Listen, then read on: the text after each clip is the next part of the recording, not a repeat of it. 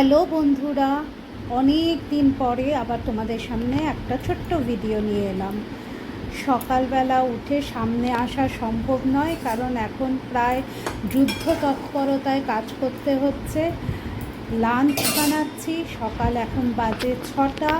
Husband অফিসে নিয়ে যাবে, ভাত বসে গেছে, এখানে ছানার কোপ্তা হচ্ছে।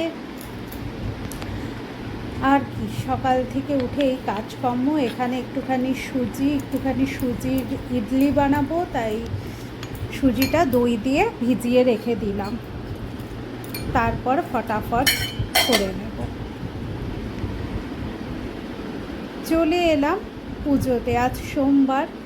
আমি সোমবারের শিবের মাথায় দুধ, দই, ঘি যা ঢালতে হয়, মানে সোমবারের উপোস করি না, সরি ভুল বললাম, মানে নিরামিষ খাই, ঠিক আছে।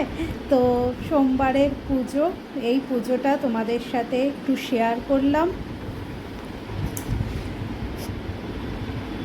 পুজো করতে আমার খুব ভালো লাগে, যখন অনেক ফুল ঠুল পাই তখন।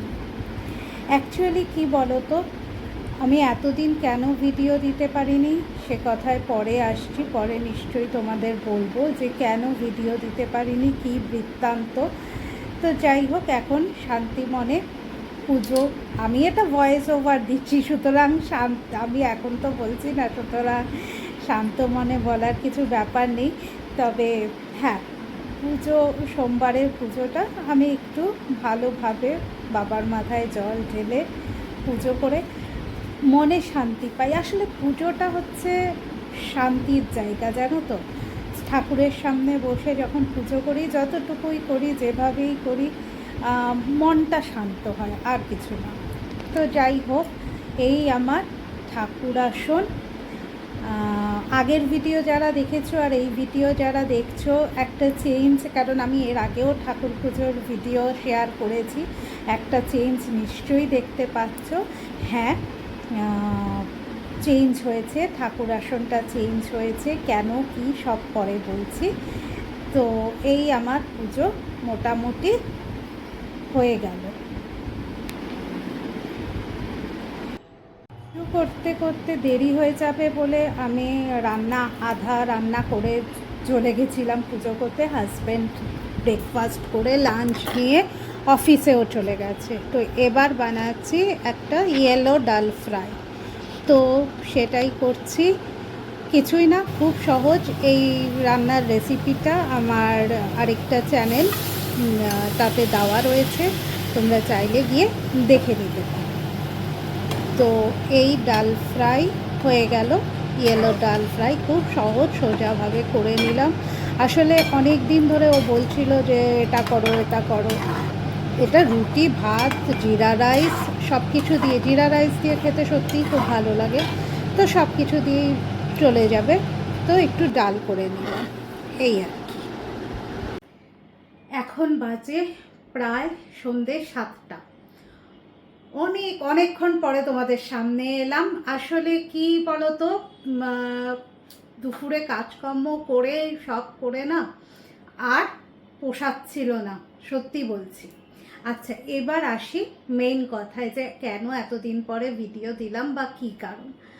আমরা ঘর দেখে বা ঠাকুর আসন দেখে বা জায়গাটা দেখে, যারা আমার আগের ভিডিও দেখেছে, যে গুটি কয়েক 2-3 জন লোক, তাদের কথাই বলছি, যে নিশ্চয়ই বুঝতে পেরেছো যে আমি আর আগে যেখানে থাকতাম সেখানে থাকি না। হ্যাঁ, আমরা শিফট হয়ে গেছি।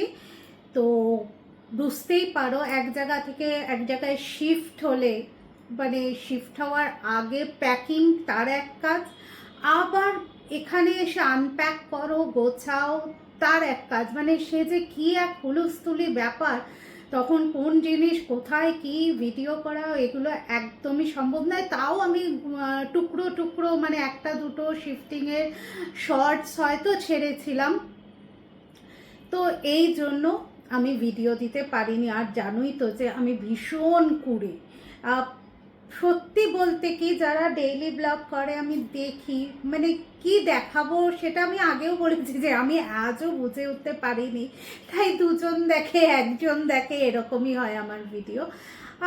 তবু জানালাম যে একজন দুজন দেখে তাদেরকেই বললাম যে এই কারণ ওখানে গোছানো গাছানো ছিল।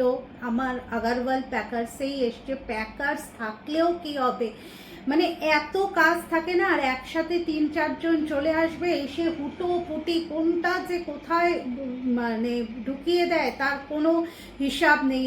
এই আমার প্যাকিং বা আমার হাজব্যান্ডের যেহেতু ট্রান্সফারেবল জব, এই প্রথম আমার এরকম প্যাকিং হয়েছে যে সেটা নয়, কিন্তু কি বলতো, একটা হুলস্থুলি তো লেগেই থাকে, তাই না? কোথাও যখনই প্যাকিং করো বা এক জায়গায় এসে আনপ্যাক করো, সেখানে স্থিতি হতে অনেকটা সময় লেগে যায়, একটা জায়গায় নতুনভাবে আবার সমস্ত কিছু শুরু করা।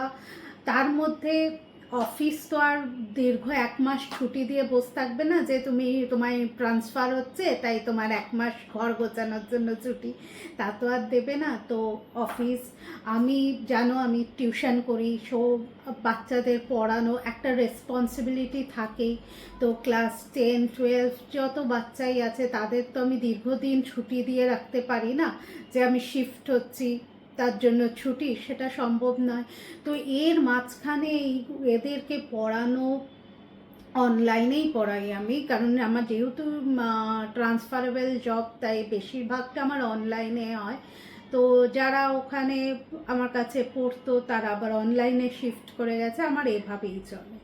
তো যাই হোক, সেটা তো পরের কথা, কিন্তু তাদের দীর্ঘদিন তো ছুটি দিয়ে রাখা যায় না, আর এক্সাম চলে, সমস্ত কিছুই ছিল।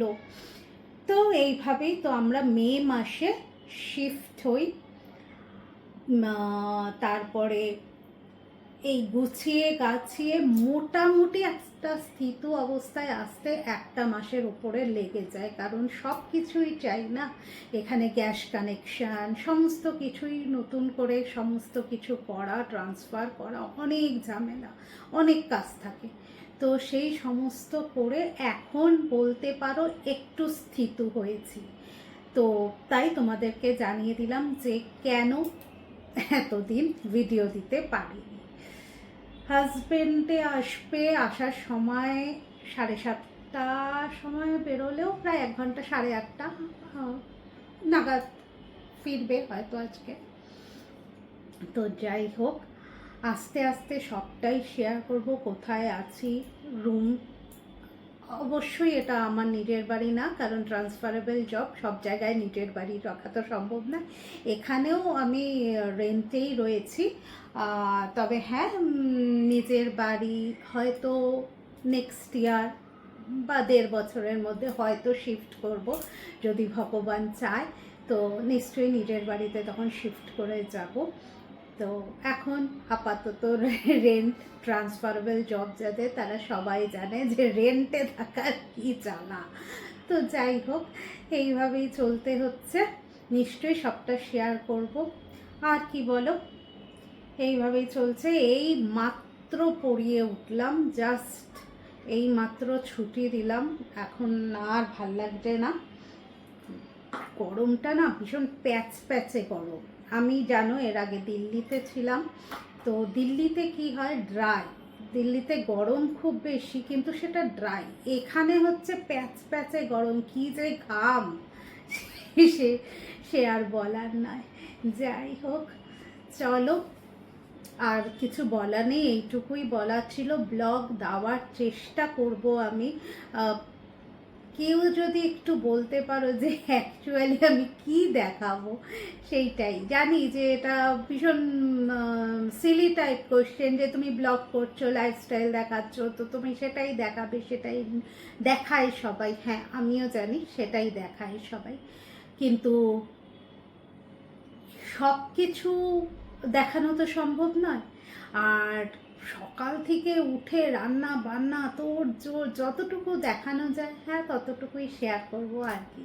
খুলেছি যখন চ্যানেলটা, আমার দায়বদ্ধতাও আমার, যে কি দেখাবো না দেখাবো, আর দেখা না দেখা সেটা সম্পূর্ণ তোমাদের।